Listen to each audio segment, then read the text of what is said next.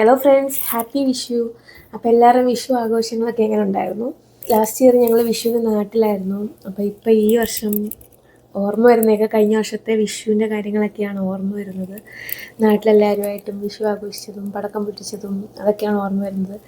നമ്മൾ നമ്മുടെ നാട്ടിൽ നിന്ന് ഇങ്ങനെ വേറെ സ്ഥലത്ത് മാറി നിൽക്കുമ്പോഴാണ് നമുക്കിങ്ങനെ ഓരോ ആഘോഷങ്ങൾ വരുമ്പോൾ നമുക്ക് അതിൻ്റെ ഒരു വിഷമവും സങ്കടവും ഒക്കെ വരുന്നത്. എനിക്കറിയത്തില്ല, വേറെ ഒരു ആഘോഷങ്ങൾ വരുമ്പോഴും എനിക്ക് ഇത്ര ഒരു വിഷമം വരാറില്ല. പക്ഷേ വിഷു വരുമ്പോൾ എന്താണെന്നറിയില്ല, ഒരു നാട്ടിൽ ഉണ്ടായിരുന്നെങ്കിൽ നല്ലതായിരുന്നു എന്ന് തോന്നാറുണ്ട്. ഓണമൊക്കെ വരുമ്പോൾ നമ്മൾ നാട്ടിലേക്കാളും കൂടുതൽ ഓണം ഇവിടെ ആഘോഷിക്കാറുണ്ട്. 1, 2, 3 ഓണമൊക്കെ ചിലപ്പോൾ ഇവിടെ കാണും. പക്ഷേ വിഷു വരുമ്പോൾ ആരും അങ്ങനെ നമ്മുടെ ഇടയിൽ ഇവിടെ ആരും അങ്ങനെ ആഘോഷിച്ച് ഞാൻ കണ്ടിട്ടില്ല.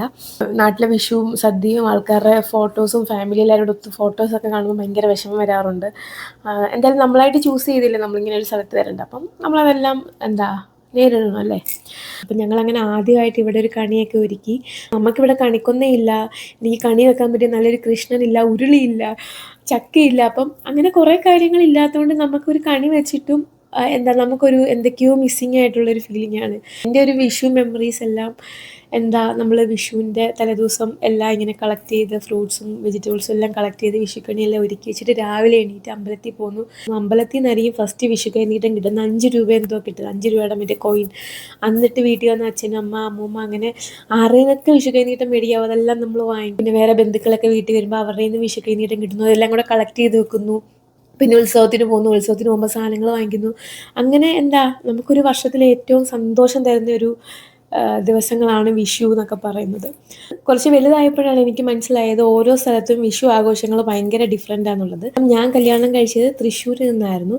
ഞാൻ ഇത്രയും നാളും കണ്ടൊരു വിഷു അല്ലായിരുന്നു അവർക്ക് അവിടെ. അത് കുറച്ചും കൂടെ ഒരു വേറെ ടൈപ്പ്, കുറച്ചുകൂടെ ഒരു ഫാമിലി ഗ്യാതറിങ് പോലുള്ളൊരു വിഷു ആഘോഷമായിരുന്നു ഞാൻ അവിടെ കണ്ടത്. അതുപോലെ തന്നെ എനിക്ക് ഏറ്റവും ഇൻട്രസ്റ്റിംഗ് ആയിട്ട് തോന്നിയ കാര്യം, നമ്മുടെ ഈ മീശമാധവ സിനിമയിൽ കണി കാണിക്കാൻ കൊണ്ടുപോകത്തില്ലേ രാത്രിയിൽ, കൃഷ്ണനെ ആയിട്ട് ഒരുക്കിയിട്ടൊക്കെ. അതുപോലെ ഇവർ രാത്രിയിൽ കൃഷ്ണനായിട്ട് ഒരുങ്ങിയിട്ട് നമ്മുടെ വീടുകളിൽ ഇങ്ങനെ കയറാൻ വരും. അപ്പം നമ്മളിങ്ങനെ പൈസ കൊടുക്കും. വെളുപ്പാങ്കാലത്തൊക്കെ ആയിരിക്കും വരുന്നത്. അപ്പോൾ എനിക്കത് ഭയങ്കര അതിശയമായിരുന്നു. ഞാൻ അങ്ങനെ കണ്ടിട്ടേ ഇല്ല ഇന്ന് വരെ. ഭയങ്കര ആഘോഷമാണ് ഇവർക്ക് വിഷു എന്ന് പറയുന്നത്. ഫാമിലി ഫുള്ള് വരും, സദ്യ ഉണ്ടാക്കും, റിലേറ്റീവ്സ് എല്ലാവരും തലേദിവസം തന്നെ വരും. എന്നിട്ട് രാവിലെ എല്ലാവരും ഒരു 4 മണിക്ക് എണീറ്റിട്ട് പിന്നെ സദ്യ ഉണ്ടാക്കാനുള്ള കാര്യങ്ങളെല്ലാം ആണ്. അപ്പോൾ സദ്യ എന്നൊക്കെ പറഞ്ഞാൽ ഭയങ്കര ഗ്രാൻഡ് സദ്യയാണ്. അപ്പോൾ ഈ സദ്യയിൽ തന്നെ ഏറ്റവും സ്പെഷ്യലായിട്ടും ഹൈലൈറ്റ് ചെയ്ത് നിൽക്കുന്ന ഒരു ഫുഡ് ഐറ്റം ആയിരുന്നു വിഷുക്കട്ട എന്ന് പറയുന്നത്. അപ്പം ഞാൻ വിഷുക്കട്ട എന്ന് ആദ്യമായിട്ട് കേട്ടപ്പോൾ ഞാൻ വിഷുക്കട്ട, അതെന്ത് കട്ട, അങ്ങനെയായിരുന്നു എനിക്ക്. പിന്നെ അവനിത് കഴിച്ചു കഴിഞ്ഞപ്പോഴാണോ ഇത് അടിപൊളി സംഭവമാണല്ലോ, ഇതെങ്ങനെയാണ്, ഇത് ഇത്രയും വർഷം ഈ കേരളത്തിൽ തന്നെ താമസിച്ചിട്ടും ഇന്ന് വരെ കേട്ടിട്ടും ഇല്ല, കണ്ടിട്ടും ഇല്ല, അതിനെക്കുറിച്ച് ഒരു ഐഡിയ ഇല്ല. ഇത് ശരിക്കും തൃശ്ശൂരുള്ള ആൾക്കാർ മാത്രം ഉണ്ടാക്കുന്നതാണോ എന്ന് എനിക്കറിയത്തില്ല. പിന്നെ എനിക്കിത് ഉണ്ടാക്കിയും പരിചയമില്ല. ഞാൻ ജസ്റ്റ് കണ്ടിട്ടേ ഉള്ളൂ. എനിക്കങ്ങനെ അതിൻ്റെ റെസിപ്പിയും കാര്യങ്ങളൊന്നും അറിയത്തില്ല.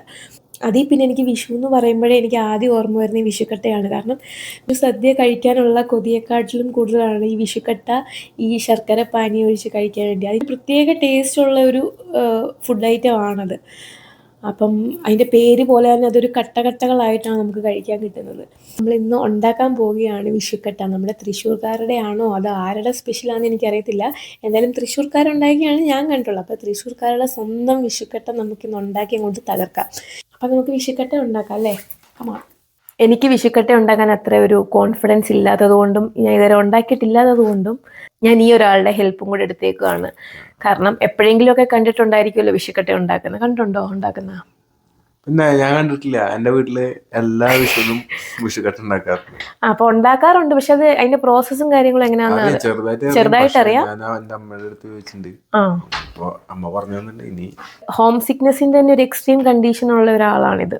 അപ്പൊ എന്താണ് വിഷുവിന്റെ ഏറ്റവും നല്ല മെമ്മറി എന്താണ്? ഇത്രയും വർഷം നാട്ടിൽ നിന്ന് വിഷു ആഘോഷിച്ച് ആ ഒരു എല്ലാരും കൂടെ, എല്ലാ ഫാമിലിയിൽ എല്ലാരും കൂടിയിട്ട് സെലിബ്രേറ്റ് ചെയ്യാതെ വേറൊന്നുമില്ല. അതാണ്, വേറെ പ്രത്യേകിച്ച് ഇതൊന്നുമില്ല. എന്നാലും പിന്നെ വിഷയല്ല, ഞങ്ങൾക്കിപ്പോ എല്ലാ ആഘോഷങ്ങളും എല്ലാതും ആഘോഷങ്ങളാ. എല്ലാതും ഞങ്ങൾക്ക് ആഘോഷങ്ങളാ. അപ്പൊ ഞങ്ങൾക്കൊന്നും ആഘോഷങ്ങളില്ല, നിങ്ങൾക്ക് മാത്രമേ ഉള്ളൂ എല്ലാ ആഘോഷം. കുറച്ച് കൂടുതലാ. വിഷുക്കട്ട ഉണ്ടാക്കാം. അപ്പൊ ഇന്ന് നമുക്ക് ഇനി ഒന്നും പറയാനില്ല. ഇനി നമുക്ക് അങ്ങോട്ട് വിഷുക്കട്ട ഉണ്ടാക്കാം. അപ്പൊ എന്തൊക്കെയാ ഇതിന് വേണ്ട സാധനങ്ങൾ? ഇനി എന്താ, നാളികേരപ്പാല് വേണം. നാളികേരപ്പാല് വേണം. നമ്മളൊക്കെ തേങ്ങാപ്പാൽ എന്ന് പറയും. ശരിക്കും പറഞ്ഞാൽ നമുക്ക് തേങ്ങ പിഴിഞ്ഞെടുത്ത പാലാണ് വേണ്ടത്. നമ്മളിപ്പം അത് പണിയാണ്. പിന്നെ ഇവിടുത്തെ നാളികേരത്തിന് ഇത്ര ഇത് കിട്ടില്ല, പാല് കിട്ടില്ല, കുറവാ. പാല് കുറവാ. അപ്പൊ നമ്മൾ ഇങ്ങനത്തെ രണ്ടെണ്ണമാണ് മേടിച്ചേ. അപ്പൊ നമ്മൾ ഇങ്ങനത്തെ 2 കുപ്പി നാളികേരപ്പാലാണ് വാങ്ങിച്ചിട്ടുള്ളത്. കുറച്ചേ ഉണ്ടാകുന്നുള്ളൂ, ഒന്ന് ട്രൈ ചെയ്യാൻ വേണ്ടിട്ട്. പിന്നെ പിന്നെന്താ വേണ്ടേ? ജീരകം വേണം, ചെറിയ ജീരകം വേണം. പിന്നെ ചുക്ക് വേണം. ചുക്കില്ലായിരുന്നു നമുക്കിവിടെ. അപ്പൊ ഞങ്ങൾ എന്തോ കൊടുത്ത്, ഇഞ്ചി തൊലി കളഞ്ഞ് അരിഞ്ഞിട്ട് എയർ ഫ്രയറിൽ വെച്ചല്ലേ, എയർ ഫ്രയറിൽ വെച്ച്. അപ്പൊ അത് ചുക്കായെന്നാണ് പറയുന്നത്. എനിക്കറിയത്തില്ല ചുക്ക് അങ്ങനെ ആവുമോന്ന്. അപ്പൊ ചുക്ക് അങ്ങനെ ഉണ്ടാക്കി എടുത്തു. പിന്നെന്തൊക്കെയാ വേണ്ടേ? ശർക്കര വേണം, അരി വേണം. നമുക്ക് മറ്റേ ഇതാണ് കുത്തരിയാണ്. കുത്തരി വെച്ചിട്ടാ ഇത് ഉണ്ടാക്കുന്നേ. പക്ഷെ നമ്മൾ ഇന്ന് ഉണ്ടാക്കാൻ പോകുന്നത് പച്ചരി വെച്ചിട്ടാണ്. പച്ചരി വെച്ചിട്ടും ഉണ്ടാക്കാന്നല്ലേ അമ്മ പറഞ്ഞ. ഉണ്ടാക്കാം, പക്ഷെ മറ്റേതിനായിരിക്കും കുറച്ചുകൂടെ ടേസ്റ്റ് എന്ന് തോന്നുന്നു. ശർക്കരയൊക്കെ വേണം. വഴിയെ പറയാം എന്തൊക്കെ വേണമെന്ന് അല്ലേ. അപ്പൊ ശരിയോ, നീ നമ്മൾ ഇവിടെ വെക്കുന്ന ക്യാമറ. 2 കപ്പ് അരിയാണ് നമ്മൾ ഇത് ഉണ്ടാക്കാൻ വേണ്ടി എടുത്തേക്കുന്നത്. അപ്പൊ 2 കപ്പ് അരിക്ക് 6 കപ്പ് തേങ്ങാപ്പാല്. അപ്പൊ ഇതിപ്പം 6 കപ്പ് തേങ്ങാപ്പാലുണ്ട്. അപ്പൊ അത് നമുക്ക് ഇതിലേക്ക് ഒഴിക്കട്ടെ. ഈ തേങ്ങാപ്പാൽ നന്നായിട്ട് തിളയ്ക്കുമ്പോഴാണ് നമ്മൾ ഇതിലേക്ക് നമ്മൾ കഴുകി വെച്ചേക്കുന്ന അരി ഇതിനകത്തോട്ട് ഇടുന്നത്. ഈ അരിയാണെങ്കിലും ഒരുപാട് നേരം ഇങ്ങനെ വെള്ളത്തിലിട്ട് കുതിർത്തൊന്നും വെക്കണ്ട, ജസ്റ്റ് കഴുകി എടുക്കുക. അപ്പൊ നാളികേരപ്പാലിലാണ് നമ്മൾ വേവിക്കുന്നത്. കുറച്ച് സമയം എടുക്കുമെന്നാണ് പറയുന്നത്. നമുക്ക് നോക്കാം എന്തായാലും. തേങ്ങാപ്പാൽ പയ്യെ തിളച്ച് വരുന്നുണ്ട്. അപ്പം ഇതാണ് നമ്മൾ എയർ ഫ്രൈ ചെയ്തെടുത്ത ചുക്ക്. അപ്പം ഇതൊരു ചുക്കിൻ്റെ ഒരു മണമൊക്കെ ഉണ്ട് ഇതിന്. പക്ഷെ ഇട്ട് കഴിയുമ്പോൾ അറിയാം ഇതിനെയും എങ്ങനെ ആവുമെന്ന്. അപ്പം ഇത് നന്നായിട്ട് നമുക്കിനി പൊടിച്ചെടുക്കണം അല്ലേ. ഓക്കെ, നന്നായിട്ട് തിളച്ച് വന്നപ്പോൾ എടുത്ത് വെച്ചിരുന്ന അരി ഇതിലോട്ട് ചേർക്കുവാണേ. മീഡിയം ടു ലോ ഫ്ലെയിമിൽ ഇട്ടിട്ട് നമ്മൾ ഈ അരിയും തേങ്ങാപ്പാലും കൂടെ നന്നായിട്ട് കൈ എടുക്കാതെ ഇളക്കിക്കൊണ്ടിരിക്കണം. ഇത് അടിയിലെങ്ങാനും പിടിച്ചാലോ എന്നൊരു പേടി.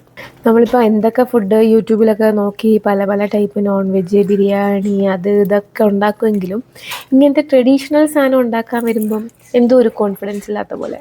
ഇതൊക്കെ നമ്മൾ ഉണ്ടാക്കിയാൽ ശരിയാകുമെന്നൊരു തോന്നില്ല. ഞാൻ ആദ്യമായിട്ടാണ് ലോങ് വീഡിയോ ആയിട്ട് ഇങ്ങനെ കുക്കിംഗ് ഷൂട്ട് ചെയ്യുന്നത്. അപ്പോൾ അതിൻ്റേതായിട്ടുള്ള കുറച്ച് ബുദ്ധിമുട്ടുകൾ എനിക്ക് ഫേസ് ചെയ്യുന്നുണ്ട്.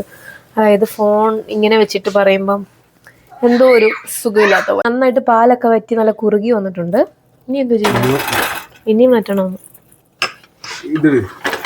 ചെറിയ ജീരകം പൊടിച്ചത് ചേർക്കാം. ഇതിന്റെ വെള്ളം എങ്ങനെയുണ്ട്? കുപ്പി വിളക്കിലേക്കും. അടുത്ത നമ്മൾ പൊടിച്ചു വെച്ചേക്കുന്ന ചുക്ക് ചേർക്കാം. ചുക്കുപൊടി.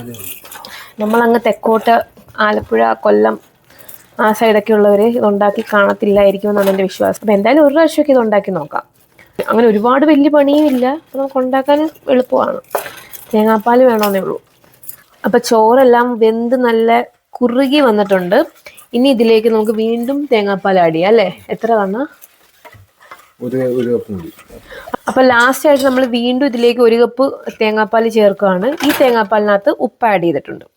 നമ്മൾ തേങ്ങ പിഴിഞ്ഞ ഇപ്പൊ പാലെടുക്കുന്നെങ്കിൽ 1-ാം പാല് അങ്ങനെയൊക്കെ എടുക്കണം അല്ലേ. 1-ാം പാല്, 2-ാം പാല്, 3-ാം പാല് അതൊക്കെ എടുത്തിട്ട് ഉണ്ടാക്കണ്ടേ.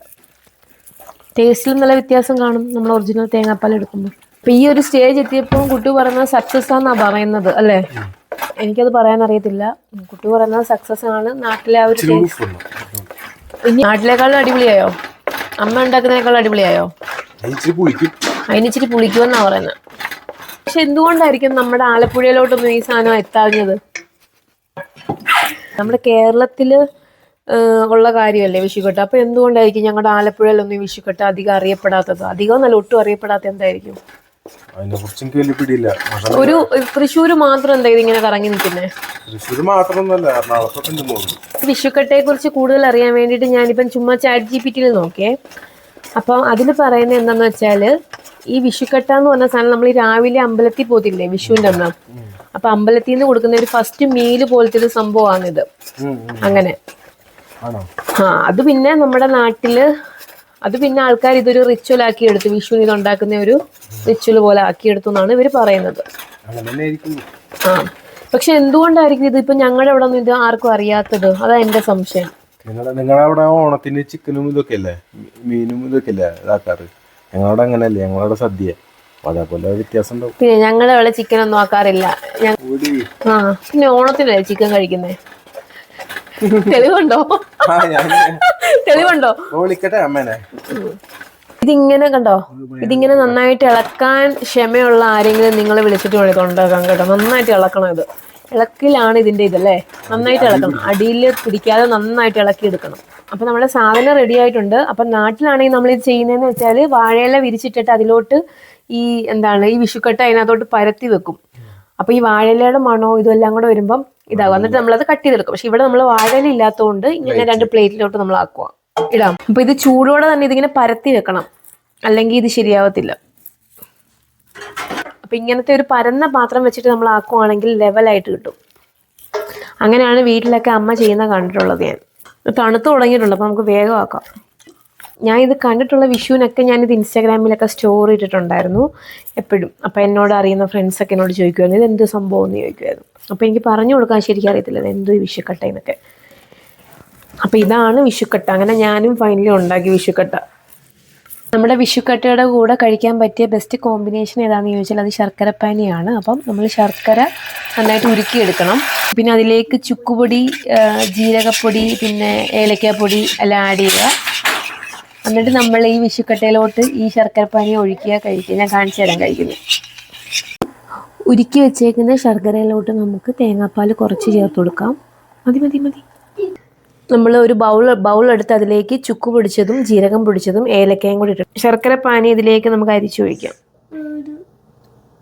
ഇപ്പോൾ ഒരു 15 മിനിറ്റ് കഴിഞ്ഞ് എടുത്ത് നോക്കിയപ്പോഴത്തേക്ക് ഇത് ഓൾമോസ്റ്റ് സെറ്റ് ആയിട്ടുണ്ട്. കണ്ടോ, താഴെ വീഴത്തില്ല. അപ്പോൾ ഇത് നമുക്കിനി കട്ട് ചെയ്തെടുക്കാം.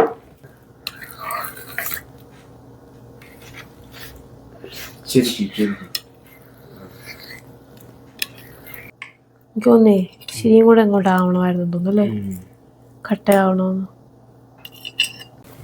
അങ്ങനെ നമ്മുടെ വിഷുക്കട്ട ഇവിടെ റെഡി ആയിട്ടുണ്ട്. അതുപോലെ തന്നെ ശർക്കരപ്പാനിയും റെഡി ആയിട്ടുണ്ട്. ഇനി നമുക്കൊന്ന് കഴിച്ചു നോക്കാം. ഒരു പീസ് എടുത്തു, അതിലേക്ക് നമ്മൾ ശർക്കരപ്പാനി ഒഴിച്ചു. നമുക്ക് കഴിച്ചു നോക്കാം.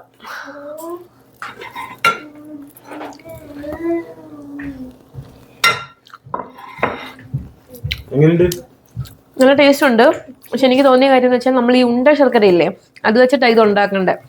നമുക്ക് ഉണ്ട ശർക്കര ഇല്ലാത്തതുകൊണ്ട് നമ്മൾ വേറെ എന്തോ ഒരു ടൈപ്പ് പഞ്ചാബി ശർക്കര അങ്ങനെ എന്തോ ശർക്കര വെച്ചാൽ ഉണ്ടാക്കിയത്. അപ്പോൾ അതിൻ്റെ ഒരു ഡിഫറൻസ് ഉണ്ട്. പക്ഷേ തേങ്ങാപ്പാലിൻ്റെയും ആ ഒരു ചുക്ക് ജീരകത്തിൻ്റെയൊക്കെ നല്ല ഫ്ലേവർ ഉണ്ട്, നല്ല ടേസ്റ്റ് ഉണ്ട്. പക്ഷേ വീട്ടിൽ അമ്മ ഉണ്ടാക്കുന്ന ആ ഒരു ടേസ്റ്റ് വന്നിട്ടില്ല. എന്നാൽ പോലും അതായിട്ട് സാമ്യമുള്ളൊരു ടേസ്റ്റ് തന്നെയാണിത്. ആ ശർക്കരയുടെ ഒരു ചെറിയൊരു ഇതുണ്ട്, വ്യത്യാസമുണ്ട്. ഞാൻ വിചാരിച്ചതിനേക്കാളും നന്നായിട്ട് സെറ്റായി.